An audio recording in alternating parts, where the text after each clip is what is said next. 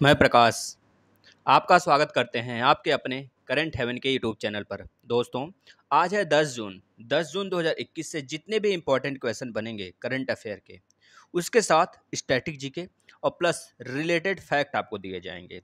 आप डेली यह सेशन 6 बजे सुबह देख सकते हैं। अगर डेली इस सेशन को फॉलो करते हैं तो आपको ज़रूर कुछ अपने अंदर चेंजेस देखने को मिल जाएंगे, लेकिन बशर्ते आप 21 डेज पहले रेगुलरिटी बना लीजिए। जैसे ही आप 21 यानी कि 21 दिन लगातार देखते हैं, फिर आप एक तरह से कंटिन्यूटी बना लीजिए एक अपनी, और आपकी आदत नहीं छूटनी चाहिए जब तक आप कुछ बन नहीं जाते हैं, जब तक आपका लक्ष्य आपको नहीं मिल जाता है। दोस्तों, डेली बेसिस पर रिवीजन करना यह स्टूडेंट का फर्ज होता है। तो आप डेली क्लास देखिए। इसमें यह सारे एग्जाम्स के लिए बिल्कुल महत्वपूर्ण होता है। एसएससी, रेलवे, चाहे जिस भी एग्जाम्स की आप तैयारी करते हैं, UP TET, C TET, super TET, सारे एग्जाम्स के लिए महत्वपूर्ण होने वाला है। यह जो लाइक, शेयर, सब्सक्राइब और बेल आइकन है, यह सिर्फ और सिर्फ स्टूडेंट के लिए बना है। तो आप लास्ट तक बने रहिए। अगर आपको अच्छा लगता है तभी आप शेयर करिएगा। दोस्तों, चलिए हम क्वेश्चन से स्टार्ट कर लेते हैं। पहला क्वेश्चन आज का, हाल ही में पारिस्थितिकी तंत्र की बहाली पर संयुक्त राष्ट्र का कौन सा दशक शुरू हुआ है? आपको यह बताना है संयुक्त राष्ट्र का कौन सा दशक शुरू हुआ है। तो आप बता देंगे। इसमें सही हो जाएगा ऑप्शन नंबर ए, यानी कि 2021 से 2030, यानी कि 10 दशक। दशक का मतलब होता है 10 साल। तो 2021 से लेकर 2030 तक का यह दशक शुरू हुआ है। इसमें सतत विकास लक्ष्य की घोषणा भी की गई है। अभी इसके बारे में आगे डिस्कस करेंगे। इससे पहले हम आपको यह बता देते हैं दोस्तों, यह जो आपका पारिस्थितिकी तंत्र है यह क्या होता है, पहले इसके बारे में बताते हैं। फिर उसके बाद हम आपको संयुक्त राष्ट्र के बारे में पूरा फुल डिस्कस करेंगे, जैसा कि आपको पता है।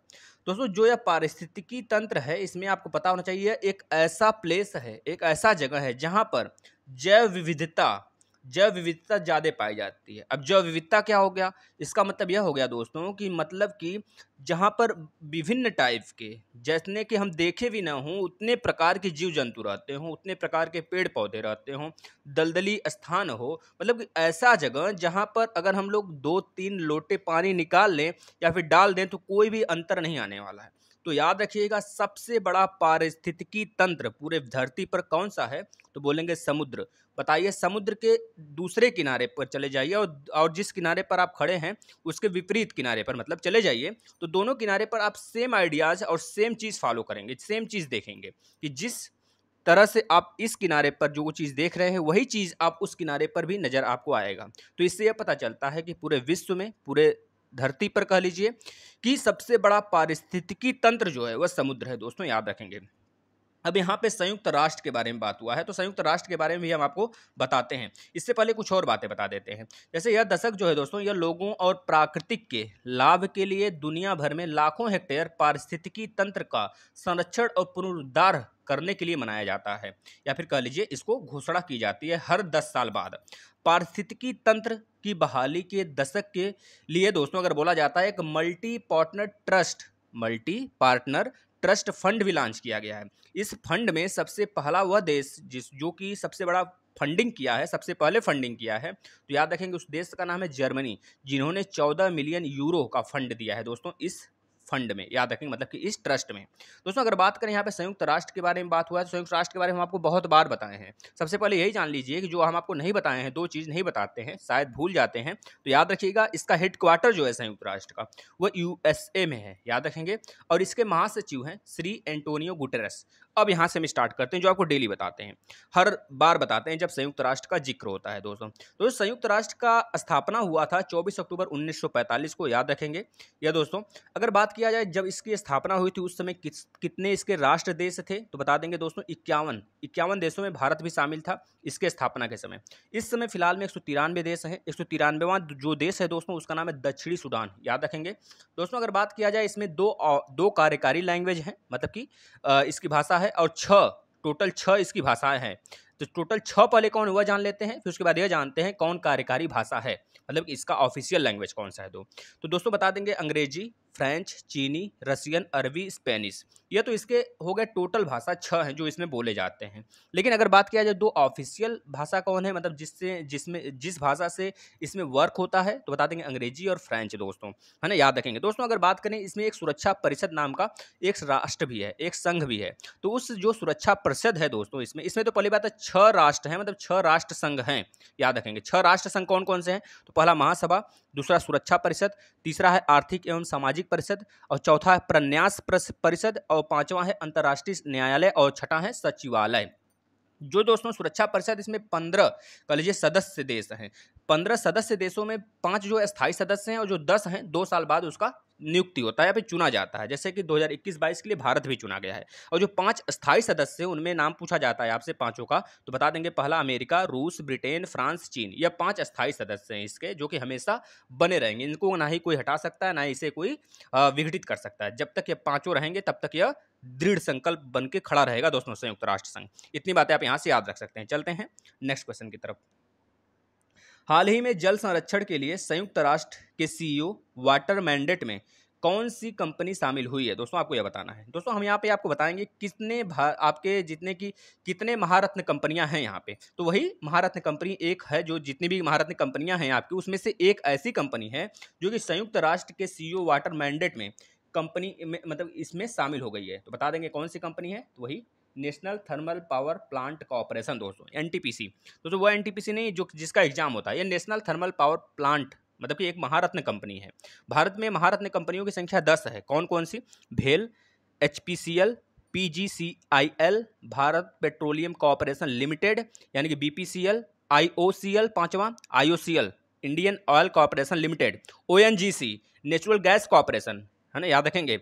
एनटीपीसी हमने बता दिया, NTPC natural thermal power plant दोस्तों, पावर प्लांट कॉर्पोरेशन। इसके बाद सेल है, SAIL स्टील अथॉरिटी के लिए है दोस्तों, याद रखेंगे। जो आप देखते होंगे जमशेद वगैरहपुर में, तो यहाँ पे यह स्टील कंपनियां बहुत ज़्यादा हैं। गेल GAIL गेल, याद रखेंगे। और लास्ट वाला जो 10वां भी हाल ही में कल इसमें जोड़ा गया है, कोल इंडिया लिमिटेड COIL दोस्तों, याद रखेंगे। पहले यह 8 थे, अब बढ़कर 10 हो गए हैं, जो आपको हमेशा याद रखने हैं दोस्तों, है ना। इतनी बातें आप यहाँ से याद रख सकते हैं। चलते हैं नेक्स्ट क्वेश्चन की तरफ। हाल ही में विश्व महासागर दिवस कब मनाया गया? अब हम आपको यहाँ पे बताएंगे जितने भी जून में दिवस मनाए गए हैं अभी तक। अगर आपको पता है तो आप वीडियो पॉज करिए तुरंत का तुरंत, और पूरा जितना पता है आपको सारा लिख डालिए जून का। हम क्योंकि हमेशा रिवीजन कराते हैं, तो आज फिर रिवीजन कराएंगे, क्योंकि हमारी आदत तो नहीं छूटेगी रिवीजन कराने की, और आपकी भी आदत नहीं छूटनी चाहिए जब तक आपके सामने, आपके नाम के सामने स्टूडेंट वर्ड लगा है दोस्तों, है ना। तब तक आपकी आदत रिवीजन करने की, लिखने की नहीं छूटनी चाहिए, चाहे जितना ही आपको क्यों ना चीज़ें याद हो, है ना।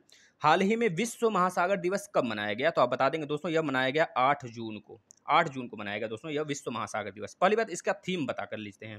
थीम इसका क्या है 2021 का? तो बता देंगे the ocean life and livelihood. क्या दोस्तों? The ocean life and livelihood, याद रखेंगे, इसका इस साल का थीम है दोस्तों। यह मनाया क्यों जाता है? तो बता देंगे यह दिवस हर साल 8 जून को मनाया जाता है, क्योंकि जो मानवीय हस्तक्षेप है वह दिन प्रतिदिन समुद्रों महासागरों में आप देख रहे हैं बहुत कूड़ा करकट मतलब बहाया जा रहा है। तो बस वही मानव की जो हस्तक्षेप है, मानव जाति को कह लीजिए महासागर की महत्ता बताने के लिए यह दिन तय किया गया है हर साल 8 जून को महासागर दिवस मनाने का दोस्तों, याद रखेंगे, है ना। दोस्तों यहाँ पे बात हुआ है कि आपका जो दिवस है उसके बारे में बात करते हैं, जो जून में जितने अभी तक दिवस मनाए गए हैं। 1 जून को मनाया गया था विश्व दुग्ध दिवस, विश्व मातृपित्त दिवस। 3 जून को मनाया गया था विश्व साइकिल दिवस, याद रखेंगे। 4 जून को मनाया गया था दोस्तों international day of innocent children victims of aggression दिवस। 5 जून को महत्वपूर्ण दिवस विश्व पर्यावरण दिवस मनाया गया था। 6 जून को मनाया गया था संयुक्त राष्ट्र रूसी भाषा दिवस मनाया गया था। और 7 जून को विश्व खाद्य सुरक्षा दिवस मनाया गया था दोस्तों, याद रखेंगे। दोस्तों एक चीज़ और बता देते हैं, जो सतत विकास का जो लक्ष्य है भारत ने जो रखा हुआ है 2030 तक रखा हुआ है, यह बात भी आप यहाँ से याद रख सकते हैं। चलते हैं नेक्स्ट क्वेश्चन की तरफ। हाल ही में RBI ने विश्ववीर आहूजा को किस बैंक का फिर से MD नियुक्त करने की मंजूरी दे दी है? दोस्तों याद रखेंगे उनका नाम है विश्ववीर आहूजा। पहले तो यही याद रखेंगे, जो कि RBL बैंक के फिर से MD यानी कि मैनेजिंग डायरेक्टर नियुक्त हुए हैं। दोस्तों RBI ने नियुक्त किया है ना, तो RBI के बारे में हम सब कुछ जानते हैं, क्योंकि हम बार बार जब भी RBI का जिक्र होता है तो आपको सब कुछ पूरा डिटेल बताते हैं RBI के बारे में। तो फिर आज बताने वाले हैं, ध्यान से सुनिए, लिखा भी करिए जो चीज़ें हम बताते हैं। यह भारत का राष्ट्रीय बैंक है। RBI की जो स्थापना हुई थी 1 अप्रैल 1935 में हुआ था। 1 अप्रैल को आरबीआई दिवस भी मनाया जाता है। दोस्तों यह किस एक्ट के थ्रू हुआ था, तो बच्चे कंफ्यूज जाते हैं स्थापना में और एक्ट को लेके। एक्ट 1934 के तहत इसका जो है स्थापना हुआ था 1 अप्रैल 1935 को। ये चीज़ याद रखेंगे दोस्तों। दोस्तों 1 जनवरी 1949 को आरबीआई का राष्ट्रीयकरण हुआ था। ये चीज़ याद रखेंगे, मतलब कि इसको क्या कर दिया गया, नेशनलाइज कर दिया गया था। दोस्तों अगर बात करें ये भारत का क्या क्या काम करती है, तो याद रखेंगे यह भारतीय रिजर्व बैंक यानी भारत का सर्वोच्च मौद्रिक प्राधिकरण है। यह भारत में नोटों की छपाई करती है, केवल 1 रुपये और सिक्कों की ढलैया छोड़ के। 1 रुपये और सिक्कों की ढलैया कौन करता है, तो बता देंगे भारत में 1 रुपये और सिक्कों की ढलैया मिनिस्ट्री ऑफ फाइनेंस करती है दोस्तों, याद रखेंगे। दोस्तों और क्या काम करता है, तो बता देंगे दोस्तों क्रेडिट नियंत्रण का भी कार्य यही करती है। यह भारत के वाणिज्य बैंक भारत के कितने हैं, 12, मतलब टोटल भारत में कह लीजिए 35 के आसपास 33 बैंक हैं, 33 या फिर 34 बैंक हैं, है ना, जिसमें से कि 12 बैंक तो वाणिज्य मतलब कि एक तरह से गवर्नमेंटल बैंक है, तो उनको पूरा यह नियंत्रण करती है। वैसे जितने बैंक हैं भारत में सबका यह नियंत्रण अपने हाथ में लेकर रखती है। देखते होंगे आप किसी पे कितना जुर्माना लगाया गया, कुछ समय बाद किस पे कितना जुर्माना लगाया गया, अगर वह कार्यकारी ढंग से आरबीआई के नियम कानून को नहीं फॉलो करता है तो उसके ऊपर जुर्माना लगाया जाता है। और आरबीआई क्या काम करता है, इशूइंग करेंसी कराता है दोस्तों, याद रखेंगे जितनी फॉरेन करेंसी होते हैं उसका मैनेजिंग यही करता है दोस्तों। बैंकों का बैंक भी इसे बोला जाता है, इतनी बातें आप यहाँ से याद रखेंगे। दोस्तों इसमें ऑफिशियल डायरेक्टर्स कितने हैं, तो बता देंगे 5 हैं, जिसमें एक गवर्नर है और 4 डिप्टी गवर्नर हैं। दोस्तों जो फर्स्ट गवर्नर ऑफ आरबीआई के हैं तो बता देंगे आप सर ऑस्बर्न स्मिथ, जो कि 1935 से 1937 तक थे। पहले आरबीआई के गवर्नर जो कि भारतीय थे सीडी देशमुख, याद रखेंगे। पहले ऐसे गवर्नर जो कि पीएम भी रह चुके हैं आरबीआई के, बता देंगे दोस्तों मनमोहन सिंह। आरबीआई का हेडक्वार्टर पहले कोलकाता था, लेकिन अभी फिलहाल में 1937 से मुंबई है। आरबीआई के लोगों की बात करें तो एक ताड़ का वृक्ष और एक उसमें दोस्तों रॉयल बंगाल टाइगर है, याद रखेंगे। हिल्टन यंग कमीशन के थ्रू सिफारिश पर कर लीजिए इसको गठन किया गया था आरबीआई का। वर्तमान में शक्तिकांत दास जी 25वें नंबर के गवर्नर हैं दोस्तों, याद रखेंगे। आरबीआई के गवर्नर की कार्यकाल 3 वर्ष की होती है और आरबीआई के गवर्नर की जो नियुक्ति होती है वित्त मंत्री की सलाह पर पीएम करता है दोस्तों, याद रखेंगे। और आरबीआई के गवर्नर की सैलरी 2.5 लाख रुपए, मतलब कि 2,25,000 रुपए होती है दोस्तों। इतनी बातें आप यहाँ से याद रख सकते हैं। चलते हैं नेक्स्ट क्वेश्चन की तरफ। 5वां इंपॉर्टेंट क्वेश्चन है दोस्तों, यह काफ़ी ज़्यादा बेहद इंपॉर्टेंट क्वेश्चन है। हाल ही में किसने 1232 kilometre the long journey home शीर्षक पुस्तक लिखा है दोस्तों, तो बता देंगे ये किसने लिखा है। दोस्तों इसके जो शीर्षक हैं, जो इसके कह लीजिए लेखक हैं, वह है विनोद कापरी दोस्तों।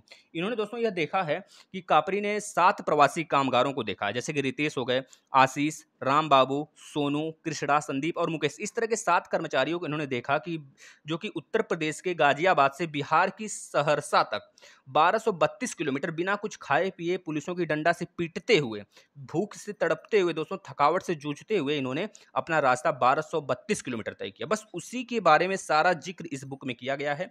इसके रचयिता हैं विनोद कापरी, आप याद रख सकते हैं। चलते हैं नेक्स्ट क्वेश्चन की तरफ। हाल ही में फीफा विश्व कप विजेता सामी खेदीरा ने की संन्यास की घोषणा, दोस्तों बताना है आपको किस देश के यह हैं, सिंपल सा आपको यह बताना है। तो बता देंगे दोस्तों यह है जर्मनी के हैं दोस्तों, याद रखेंगे, सिंपल सा आपको याद रखना है। चलते हैं नेक्स्ट क्वेश्चन की तरफ।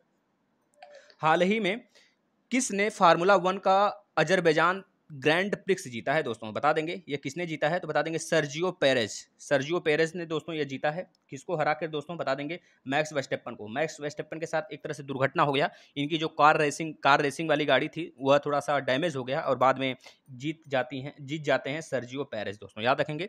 यह अजरबैजान के हैं और रेड बुल के ड्राइवर हैं दोस्तों, याद रखेंगे, है ना। चलते हैं नेक्स्ट क्वेश्चन की तरफ।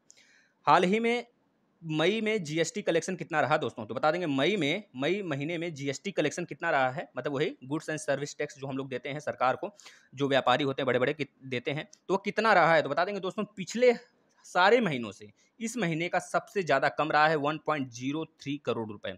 अगर बात करें अप्रैल महीने में कितना रहा, तो 1.41 लाख करोड़ रुपए दोस्तों। ये लाख करोड़ यहाँ पे लगा लीजिएगा, लाख करोड़ रुपए है दोस्तों, है ना। 1.41 लाख करोड़ रुपए अप्रैल में था।